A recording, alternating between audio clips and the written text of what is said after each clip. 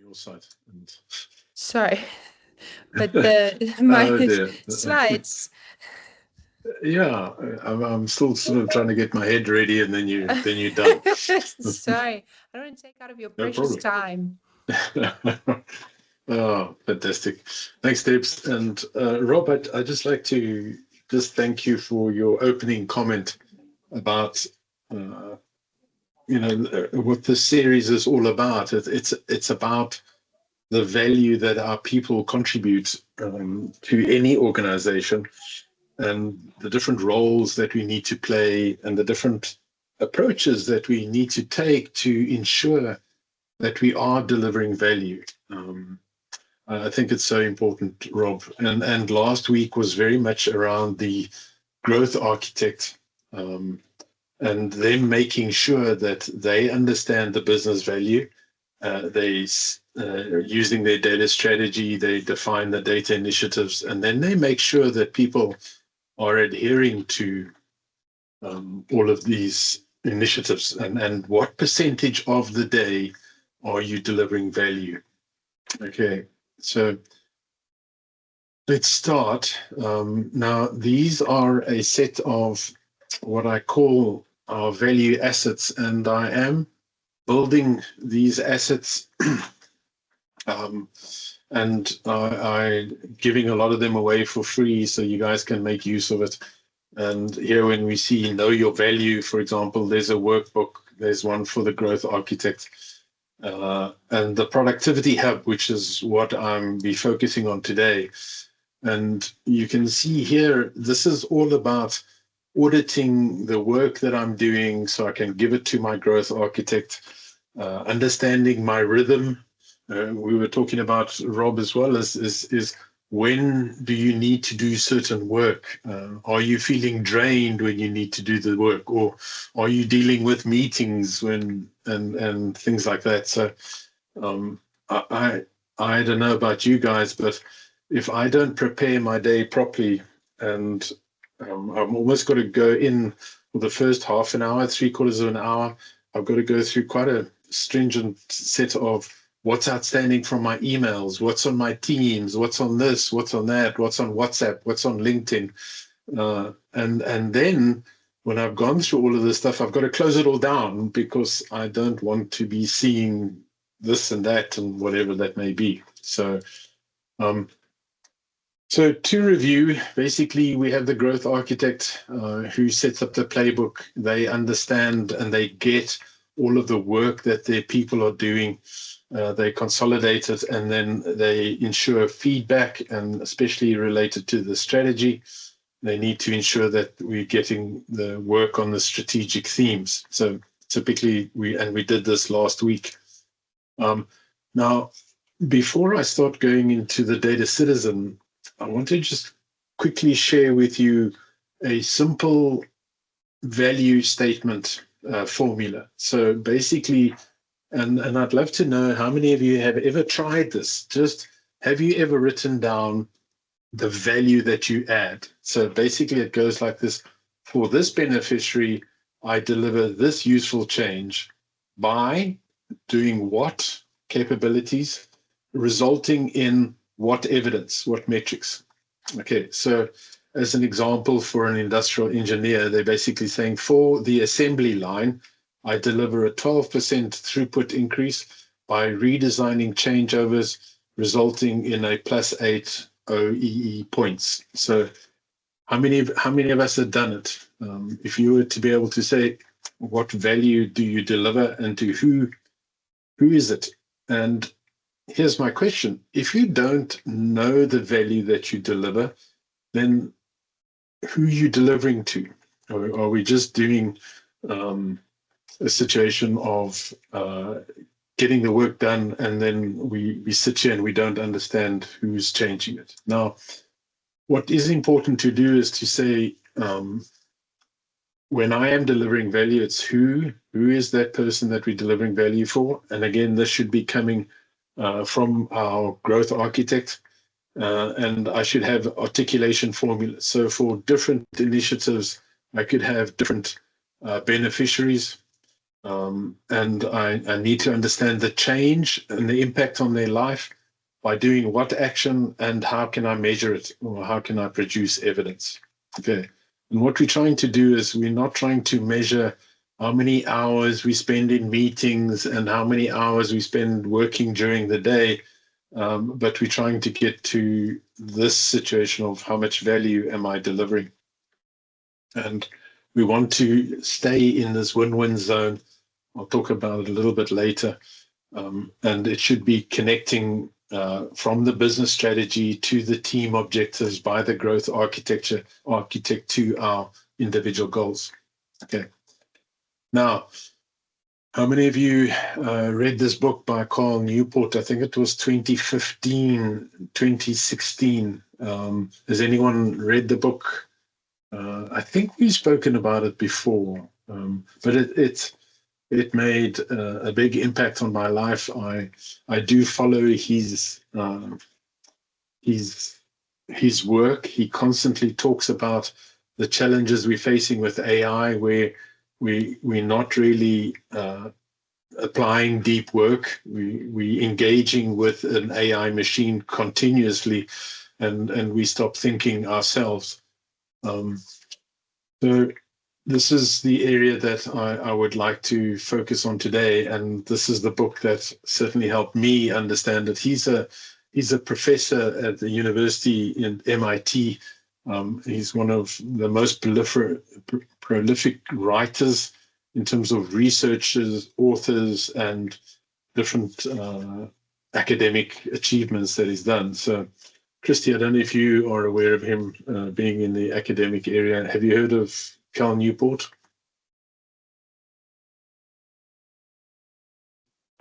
I've heard of him, but I have not read his books.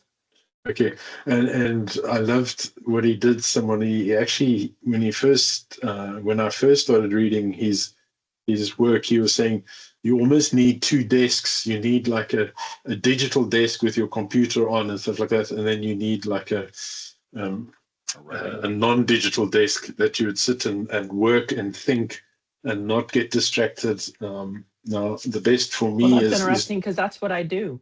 I have two desks. Literally right now I have one desk that literally I can just go and turn my chair to and do whatever, and then I have my other desk that I turn back to, which is my monitor and computer. Nice. Now the way I do it is I try to just switch off. I switch off WhatsApp, I switch off emails, I switch off Teams.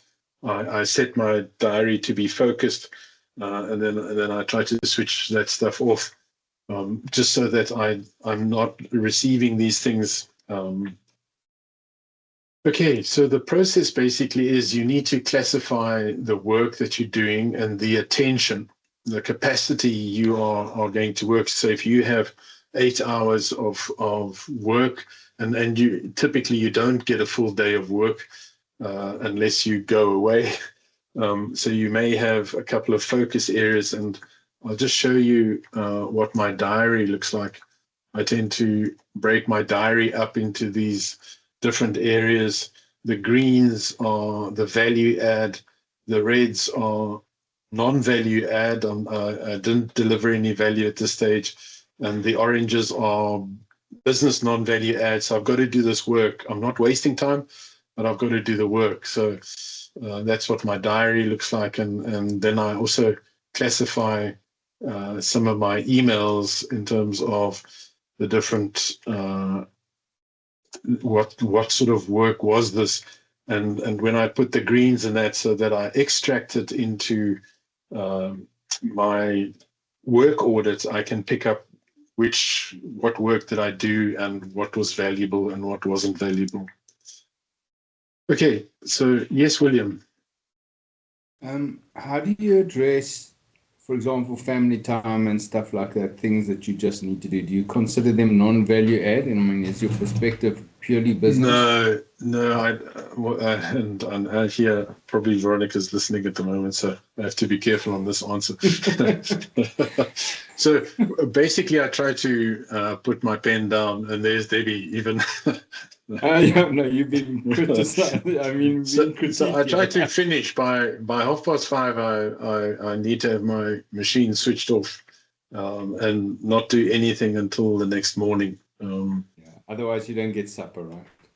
Yeah, well, I probably would get supper, but every now and again I have a DMBOK meeting that takes me into. Right, okay. But I would typically start between 4 and 5 o'clock in the morning as well, and I make sure of those precious times. I would do the appropriate deep work. Okay, no, that's good. Yeah, All so right, cool. yeah, so I'm as I get older, my ability to work till 11, 12 o'clock at night is disappearing. And I'm much more comfortable with waking up at 3 or 4 o'clock in the morning to do the work that I need to do. Yes, Rob. Howard, is value, when you talk about the value that you add, who measures the value? Is this a self-assessment of the value? It actually is, Rob, but it's a reverse assessment. So when I'm finished with my data initiative and I understand my value statement, I will define what value I added. I would assess my view of it. Then the growth architect, when it goes to my manager, they would get feedback from the stakeholder. How did you feel and what value did you get out of it? So, and then that feedback comes back to me. So if I show you this, so this is my productivity hub in terms of what I'm doing.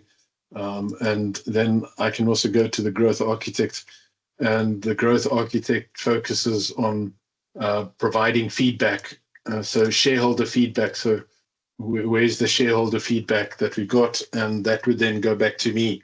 So I can get a review of what I'm doing. Now, it's certainly something that I've liked doing when I finish a project with a customer. It's really nice to be able to go to the stakeholder and the project manager and say, can you give me a review of what value did I contribute to the project? And I find that to be a very helpful technique to get that stakeholder. And sometimes we underrate ourselves in terms of the value we deliver, and then sometimes we overrate ourselves and we think that we're delivering a lot of value and we're not. And the best is to get the feedback. Do you take soft value items into account as well, or is it just hard deliverables? No. So you do have this horrible thing called what we call the business non-value add, which means I've got to do it to keep the business running. You just got to prepare meetings, attend certain, prepare minutes and attend meetings and things like that, where you can't really quantify that value in terms of a data strategy or an initiative. They don't get the same amount of value. I've poorly framed the question. I'm talking about the manner in which you've done your deliverables. So soft skills, EQ.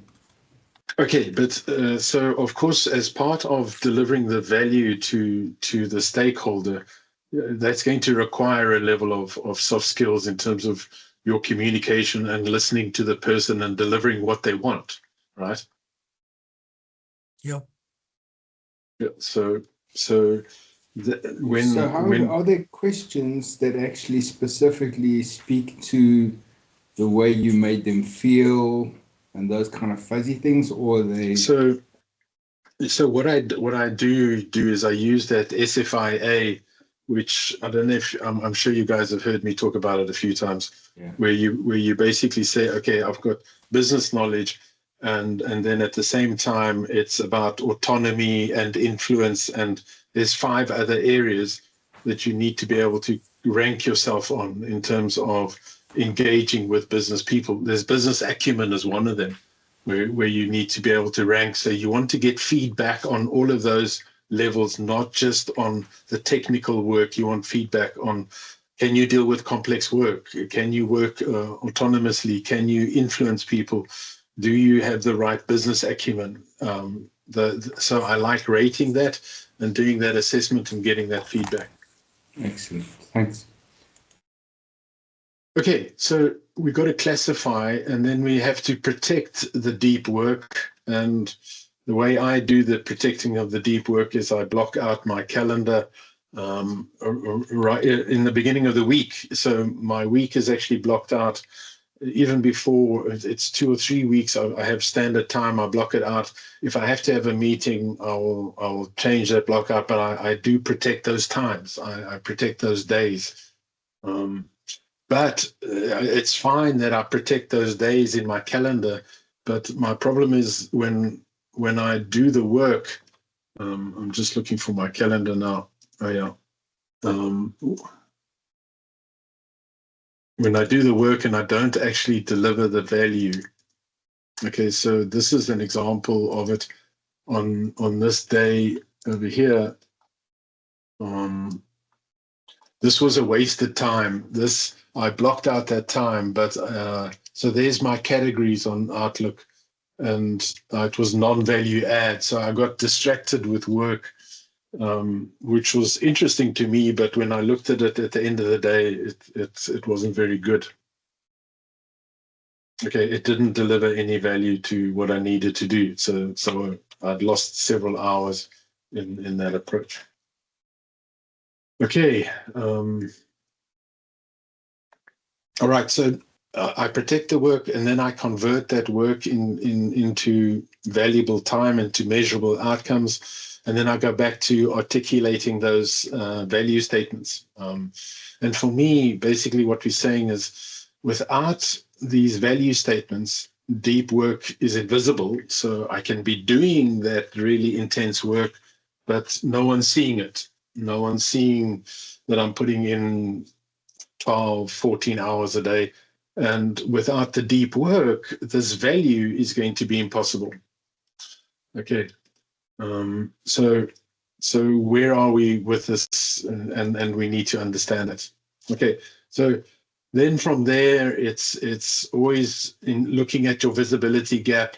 Are you getting the recognition? Is that translating into value? Or are you drifting into non-value add work? And here is my SFIA that we were talking about, the capabilities, those different capabilities. And there's 7 levels, and you can go from level 1, which is following, level 4 is enabling, and level 7 is when you set the strategy. So as you're progressing along your destination, you should be mapping to the appropriate SFIA levels as well. I just like SFIA because it deals with all of those different aspects. Okay, and then it's about optimization. So we're desperately trying to focus on this win-win zone. If we just do business value and no personal growth, then I think it becomes a little bit like that drifting, where we're drifting with the storms that take us.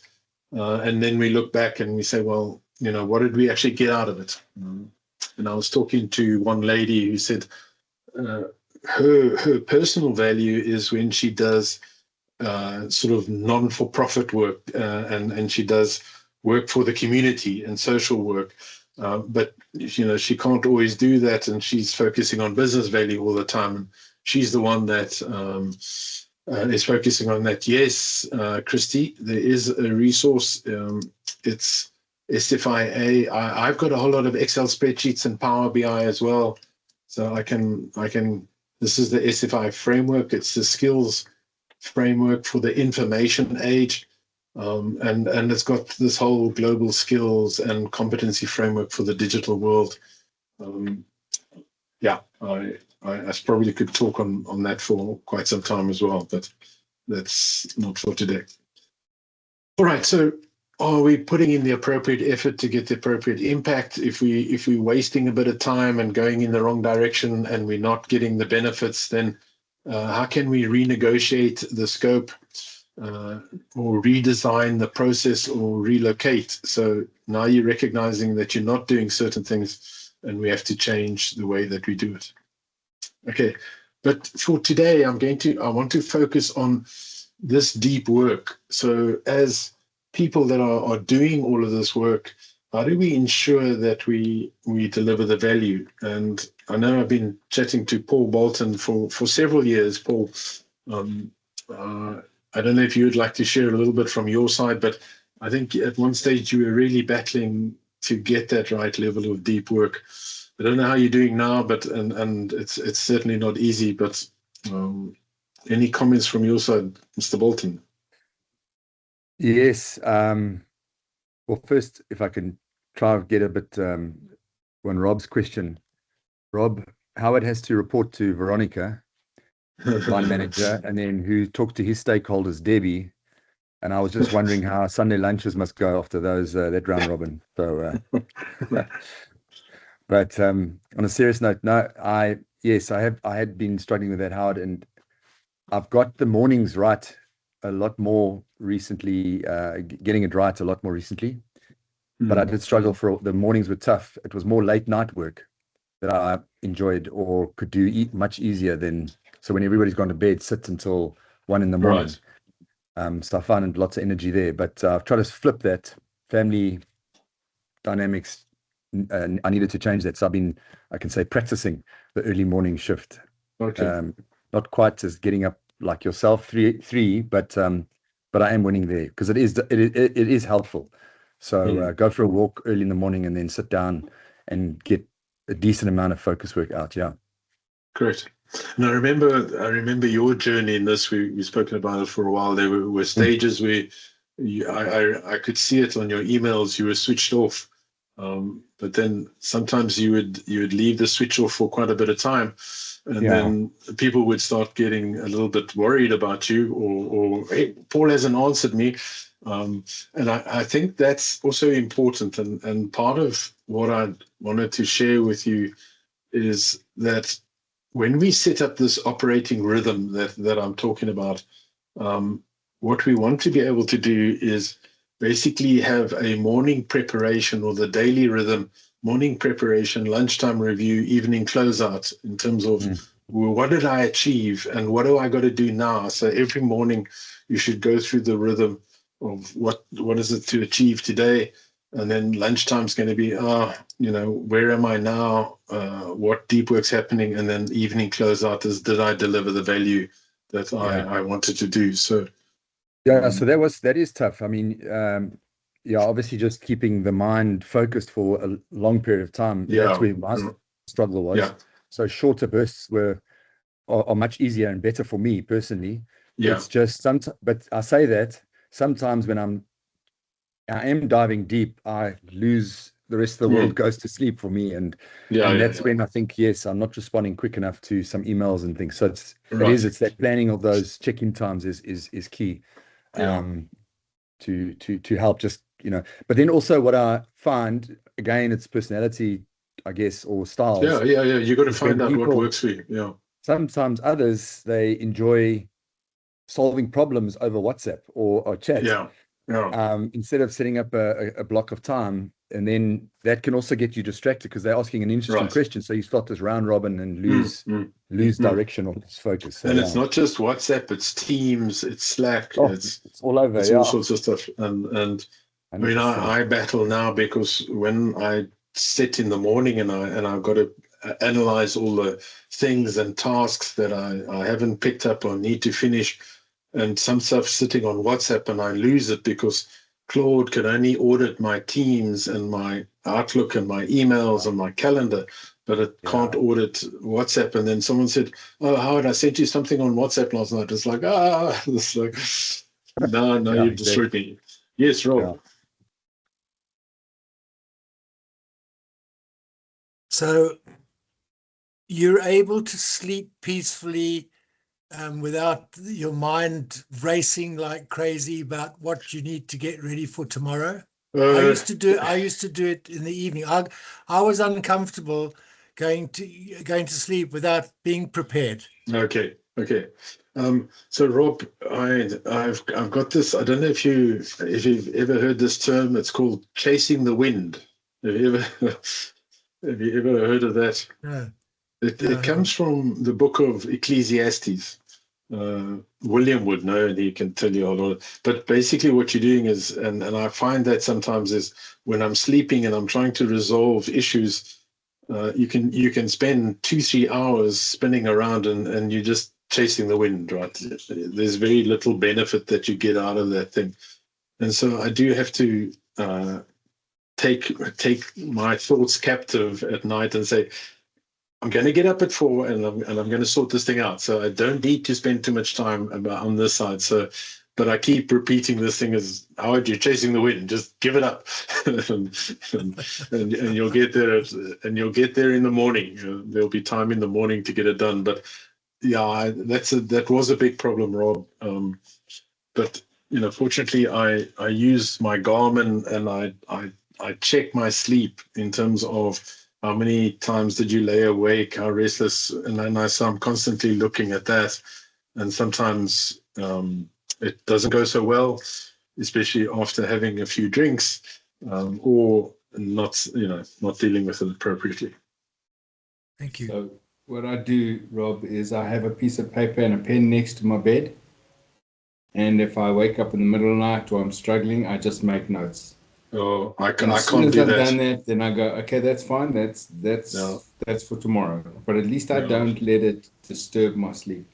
As soon as I wake up and start writing, then I'm up. Then I'm right. No, it's like a scribble. It's like 2 words or whatever, and then I'm back up. But as you say, different people have different. Yeah. You just got to find your technique.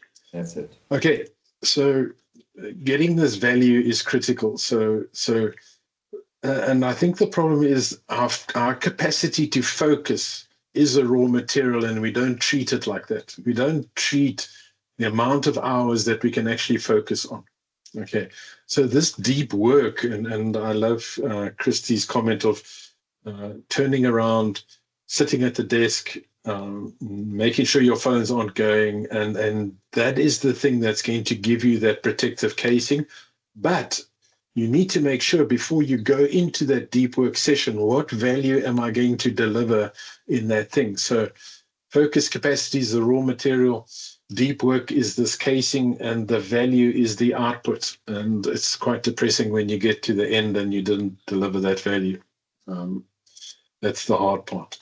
Okay, so deep work, I like the technique, and it's giving me this bridge between this busy, if I allocate the time, and if I don't allocate the time, I get into these busy things. Quite often I send out emails to people on book time with me. I don't know how many of you have got that. At the bottom of my signature is book time with me. And if I haven't booked my time out, there's someone in the time slot and they're saying, hey, I want to talk to you. And that doesn't help me either. And I can't really get upset with them because I've made it public. So I have to allocate that time in my diary. Okay, so the trap is, we appearing busy and responsive while working on and responding to all the emails in the portfolio, but it's not sustainable and largely invisible. I don't know how many of you have spent a day in meetings. You come out more drained in that day of meetings than if you didn't have the meetings. So we ask ourselves the question, well, what was the value of those meetings? What value did we get out? And I think we could be quite shocked at that. Now, this is a technique that I have developed. It's called a meeting compressor. Okay, and people send me meetings, and depending on the category, I've got the thing they're saying, oh, can we shorten this meeting, or can we do it at some other time? Or if we need to do it, then I can keep it. But I've got these messages that I can just copy and put into my email and send it out. I don't know how many of you do that, but I think if you pay attention to your calendar and how much time gets wasted, it can be quite hectic. All right, so this is the challenge. We're busy with task A, we get an interruption, and then we want to continue with task B, so we're switching these tasks.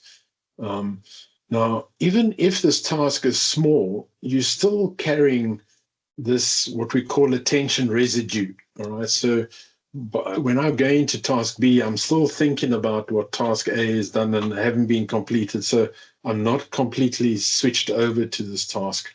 And I've got some stuff that I'm hanging around. Now, it's also interrupted work. Okay, so that was one of the challenges that I think Paul was facing is I get an email and I think, oh, it's quick, I just respond. But what happens is that it takes me out. I spend maybe 10, 15 minutes, and then it takes me another 20 minutes to get back into where I was. If any of you have done debugging on code and stuff like that, or trying to write a hectic DAX query or something like that, if I'm in a complicated piece of code and I get out of it, coming back in, I take almost 20 minutes to get back into that situation. So that's a big loss of time. Okay, so switching basically guarantees the burnout. Excuse me. Yes, how it is called the flow. The flow of your attention or capacity. When you get in the flow, when you've got all your senses, well, it's more complicated than that, but when you've got all your senses aligned to what you're doing, you're in the flow. Yeah.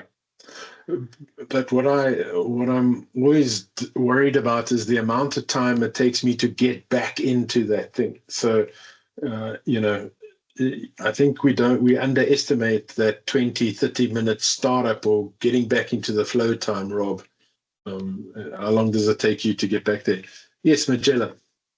Lovely to see you again. How's Venezuela? Hi, hello. Can you hear me? Yes, we can. Okay, yes, we are dealing with this earthquake and the earthquake. Well, yes. Yeah, but the question here is for the previous slide. This one? No. This. Yes, because there are many in many situations we can be interrupted by the external issues like electricity. Okay, we are facing that every single day. And how can we handle that? That is it's not controlled by us. Suddenly the light is out and we suffer this issue. Okay. And what do you recommend for this? Because I'm facing that every single day. My attention goes away.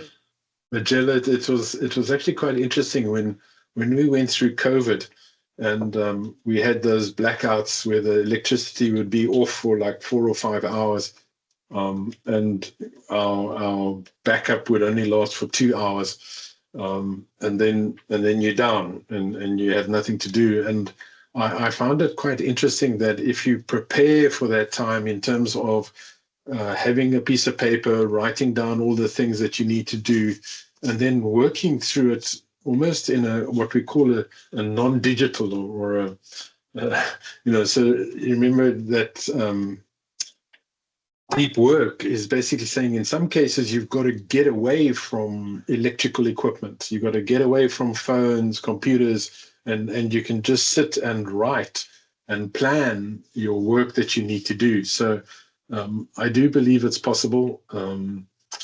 What I do like to do quite a lot is go for a walk, and that time thinking on that type of stuff is I find very helpful as well. So if I can disconnect, I find just that walking and thinking through a problem without anything, I find that very helpful.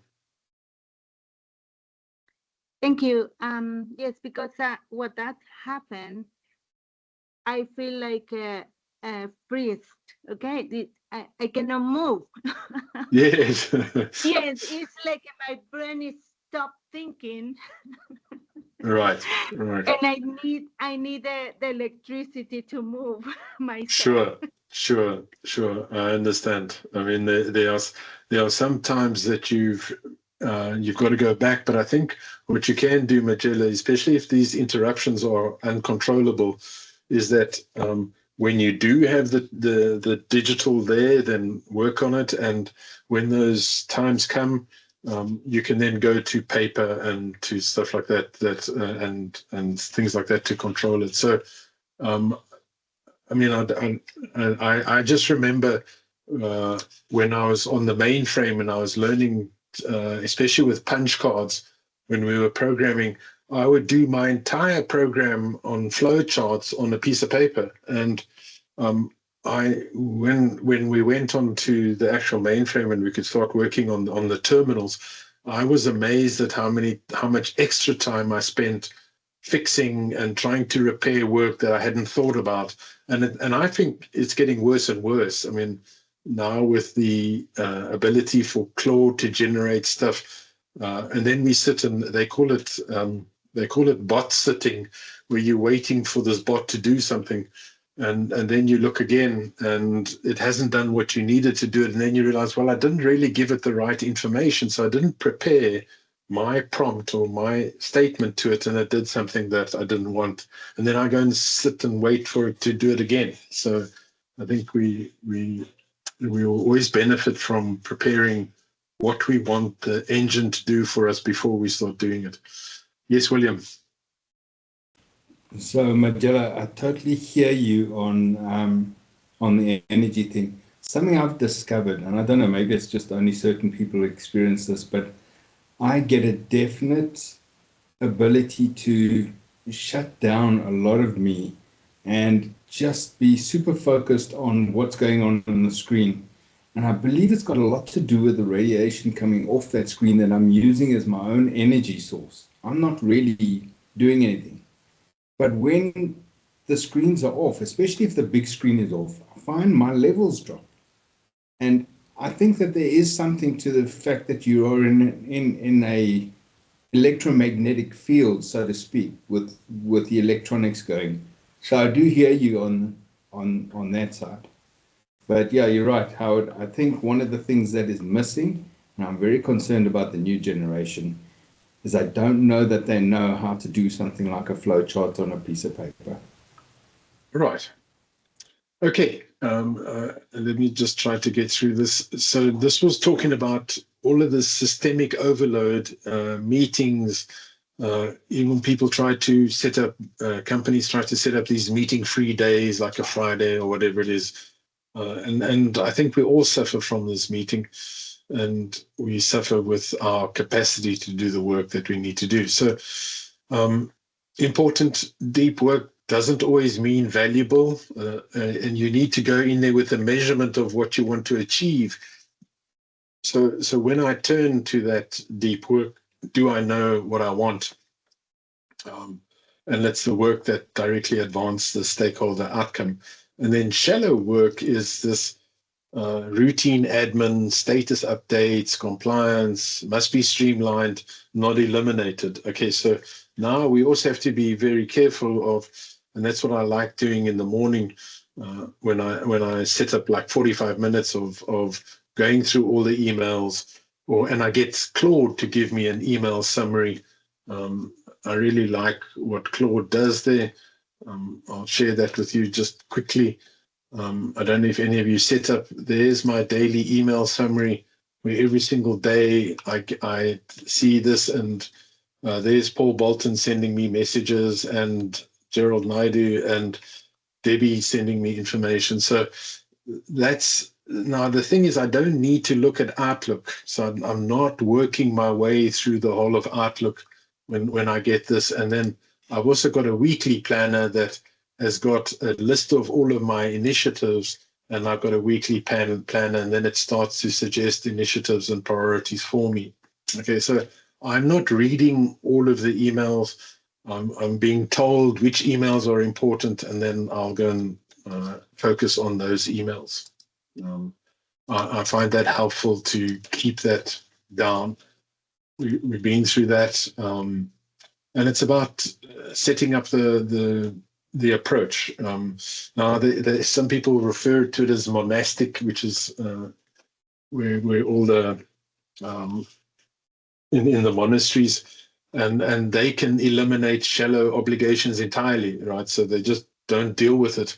But I do feel that it's unrealistic in some cases. And I certainly see, for example, Cal Newport, he can isolate himself. So when he gets to doing research, he's able to say to his department that for the next 3 weeks, he's not going to be around.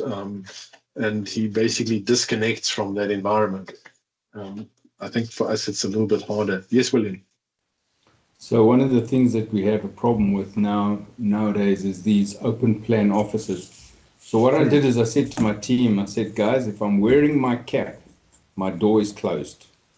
And actually they kind of accepted that until a few times they said to me, sorry, just checking with you that you haven't forgotten that your cap's on, right? Right. but it definitely does work, because then people know, okay, we can't, especially when they're at a distance and they could get up and waste their time coming to talk to me and interrupt me. It's just seeing the fact that my cap is on.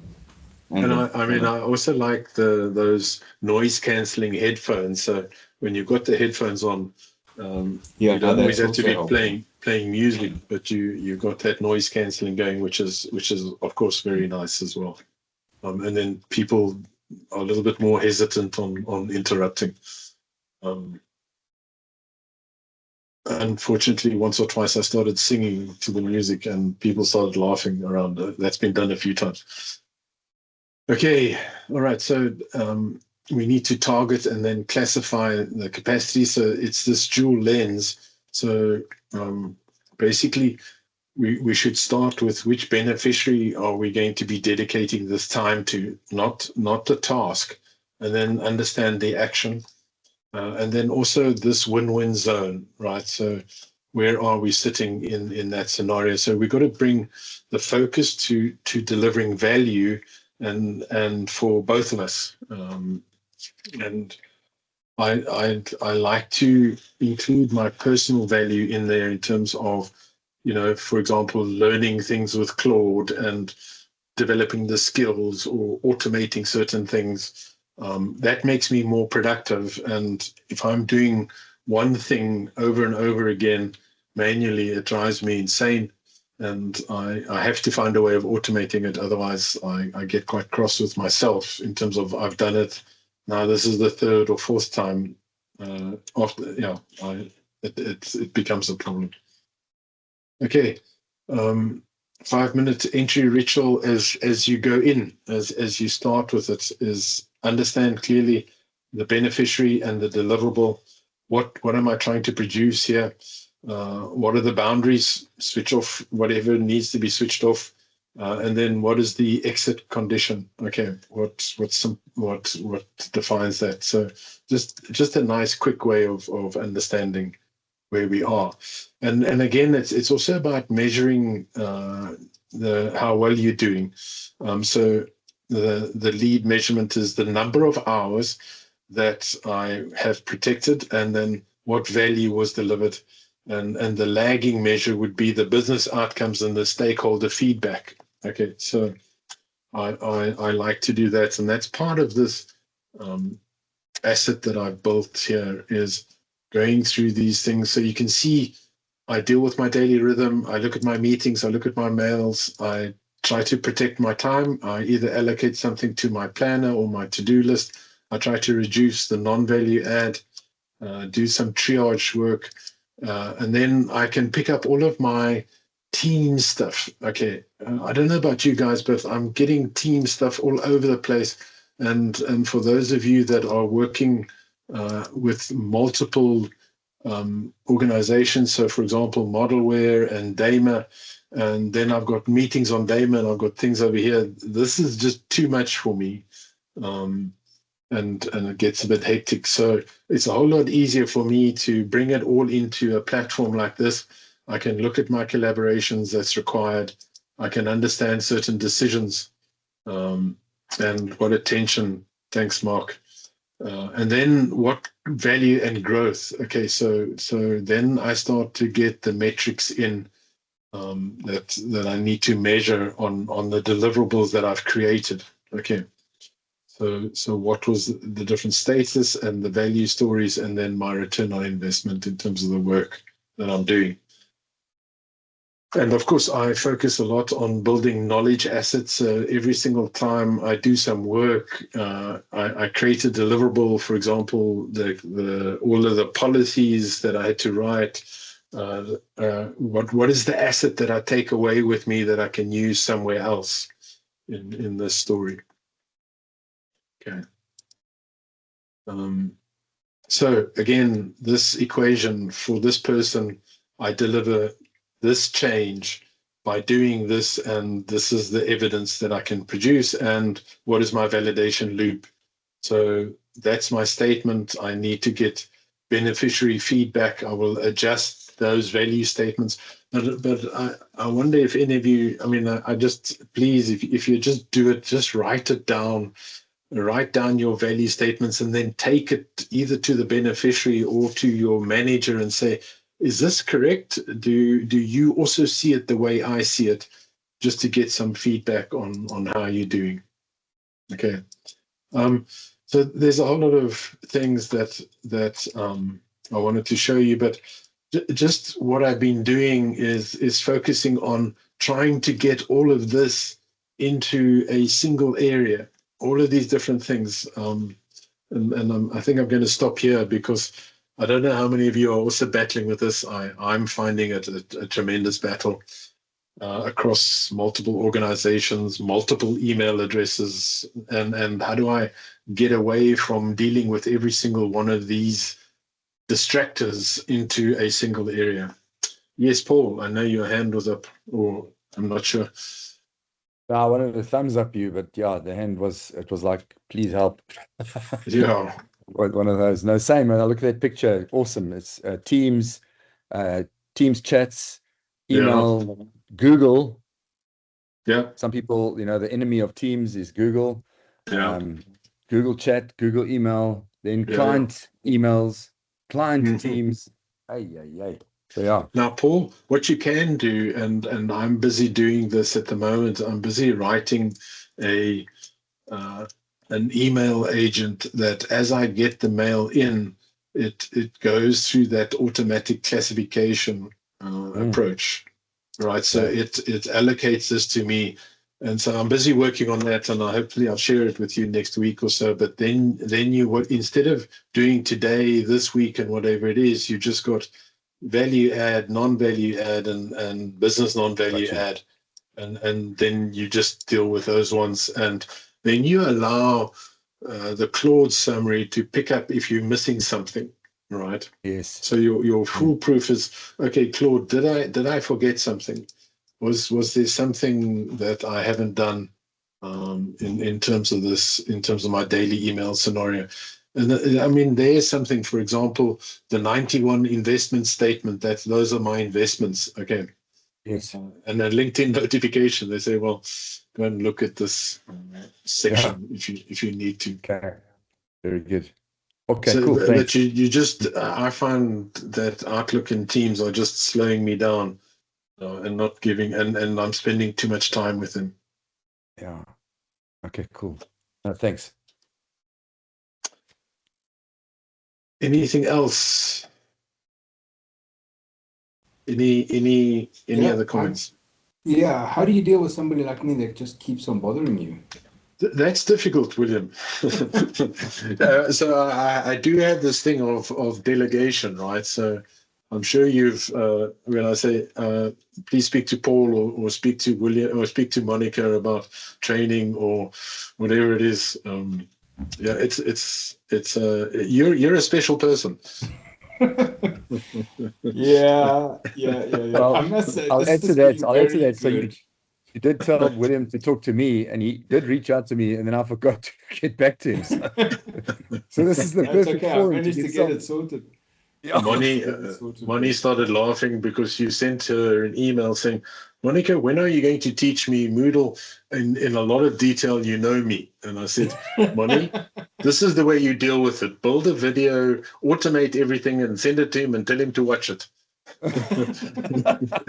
Exactly. Yeah. Well, yes, there you go. And I mean, then it becomes an asset, right? So yes, correct. 100%. Yeah. Yes, Rob. So I'm actually an asset. You are. You're an asset generator. An asset generator, yeah. Okay, well, that's helpful. Yes, Rob. Howard, for peace of mind, I wouldn't have skipped the 91 statement. Yeah, those are the type of things I'll read on a Sunday or on a weekend, Rob. During the week, sometimes those investment things make me depressed.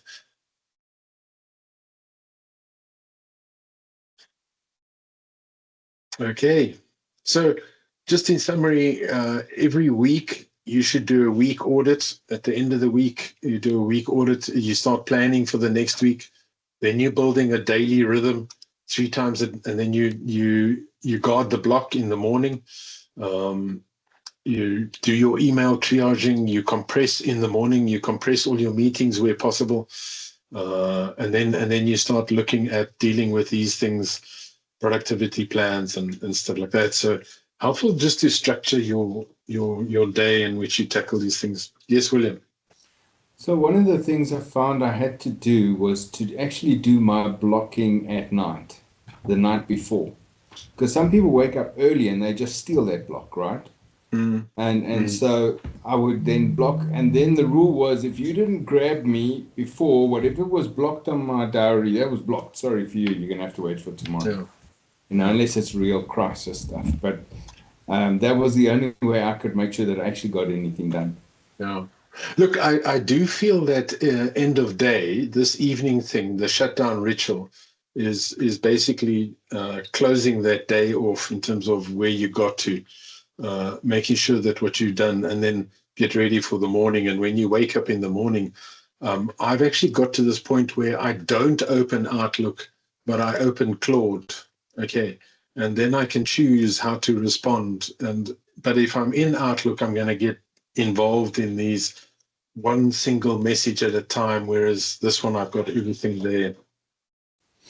Yeah, what I did in Outlook is I set mine for conversations, so that, you know, if something comes through with the same heading, it's going to go into a conversation so that I can actually just see that. And so that's one thing. And the second thing I did is rules, because obviously I don't have Claude, you know, as an assistant. So that's the only way that I did that, and I had to set these different rules. So I got lots of different rules to move things around into different folders, and so that's kind of how I've designed it.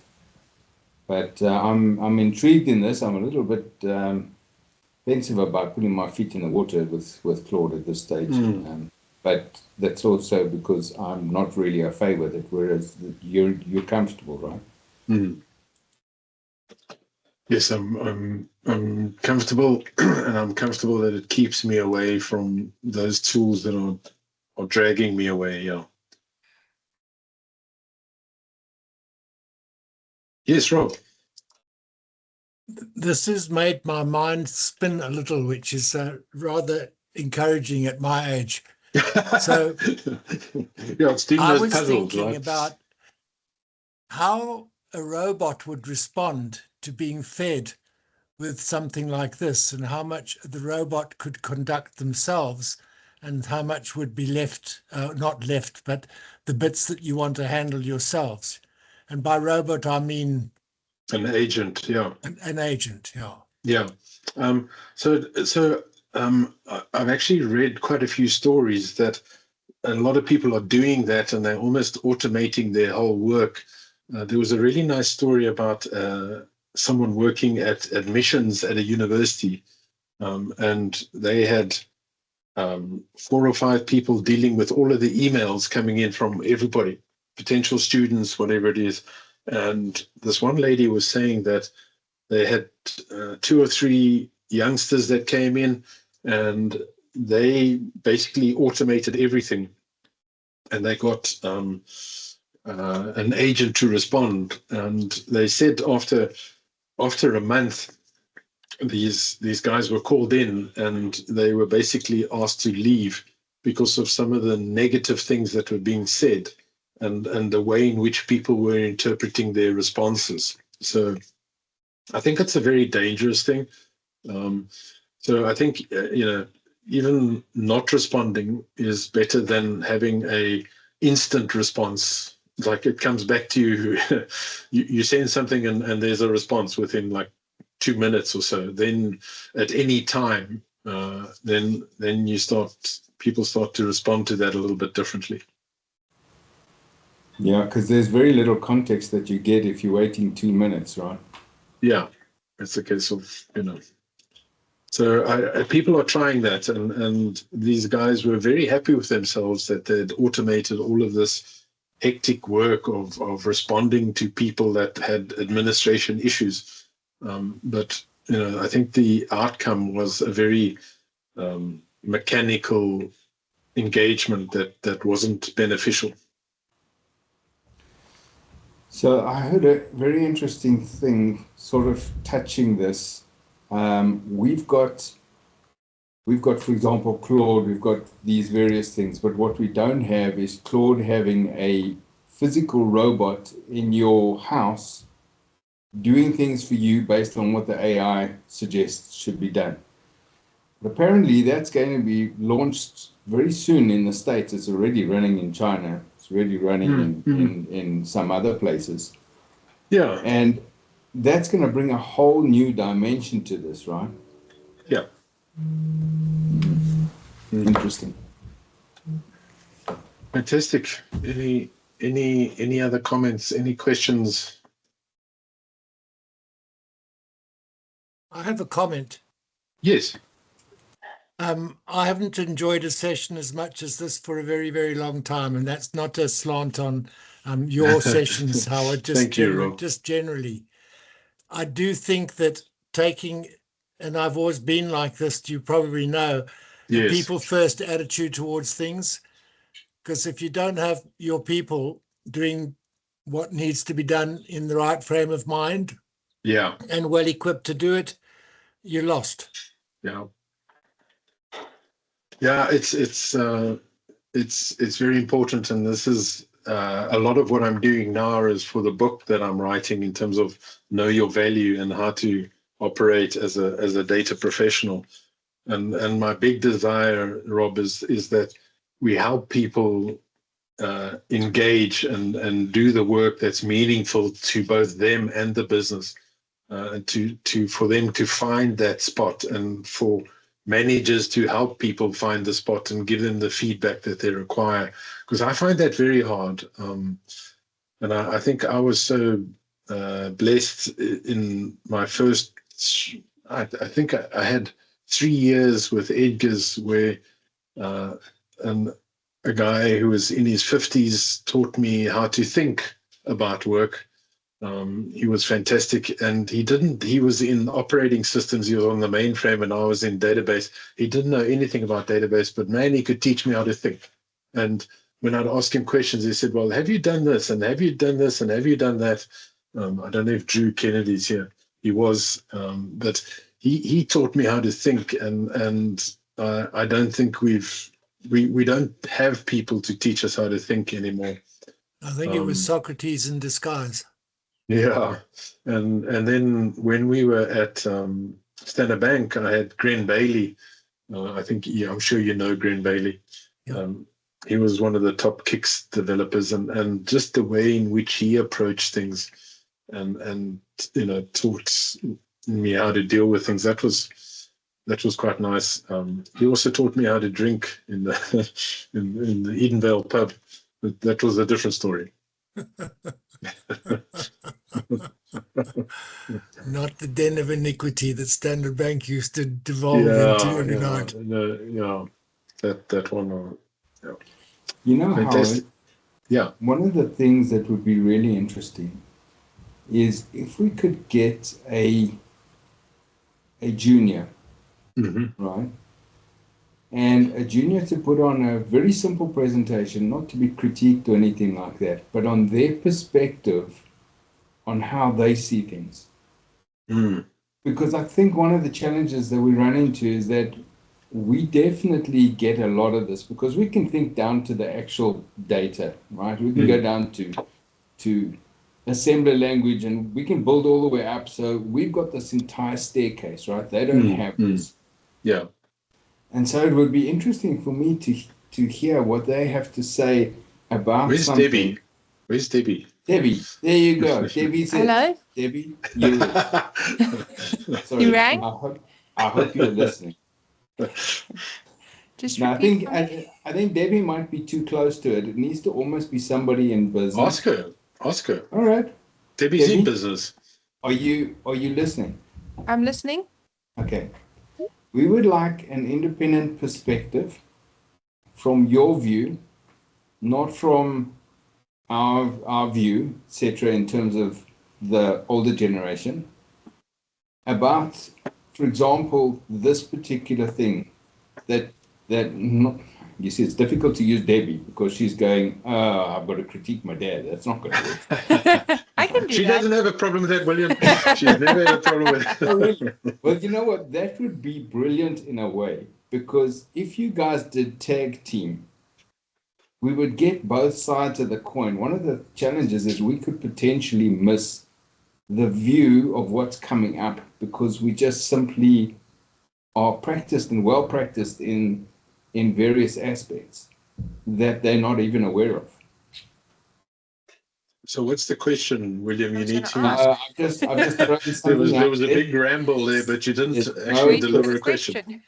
I think rather than a question, it's for example, what happens a lot on these calls, right, is Howard will talk, and then one or two of us who are from the older generation will talk, but very little would there be of the younger generation stepping up and giving their view from their perspective. And I think we can be missing something there. Hey, William, I gave my perspective. What are you talking about? There's old and then there's really old, right? What are you talking about, man? Enough of that. Thank you very much. This is just I'm putting things on here, man. This is just an act. Well, what about Ronald? Ronald's still a youngster. Yeah, he's there we go. In the chat. Yeah. Ronald, what about you, sir? Okay. The comb over. Okay. No, but I think it would be good to get that younger generation. Right. Okay. So, there you go. It of course means I've got to be more quiet, which is going to be an interesting challenge. Yeah. That's just about impossible. Okay. I'll step aside. Okay. Thanks, everybody. Thanks. Thank you for your feedback and comments and engagement. It was really nice.